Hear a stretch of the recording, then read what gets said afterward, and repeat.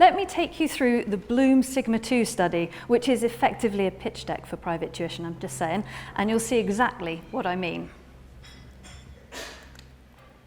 Okay, so the premise of the study was to compare student learning under 3 different methods of instruction. The students were taken from grades 4, 5 and 8. They were all of a similar ability and they were all exposed to 2 new subjects, which were probability and cartography. They were taught at age-appropriate levels for a period of 11 hours over a course of 3 weeks. Here's where it gets interesting. The students were split into 3 groups. One was taught in a conventional classroom style, so you had 1 teacher, 30 children, top-down instruction. And there were regular tests for grading purposes only. So that's our control group. Another group was taught using mastery learning. There was still regular testing, still top-down instruction, but this time the kids got to see the results from their tests and they were able to work through any areas of weakness. This feedback loop absolutely is critical in helping students better understand the gaps in their knowledge. That's our mastery learning.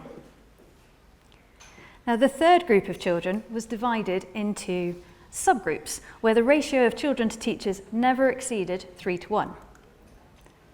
This was the tutoring group, where the same material was delivered and the same tests were administered, but given the small size of the groups, the tutors were able to provide personalised feedback to each student.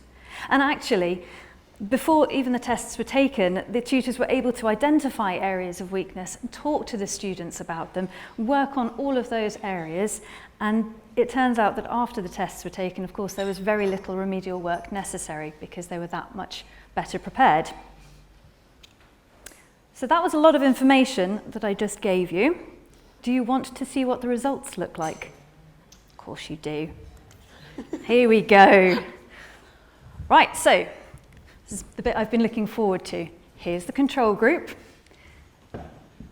Here's the mastery learning, and right here, 2 whole standard deviation points ahead of the control group, we have the tutoring group. Now let's take a moment to let that sink in because the implications are huge. This study concentrated on the learning efficacy of students over a 3-week period. But what if the students were tutored for a whole term? Or an academic year? Or their entire academic lives?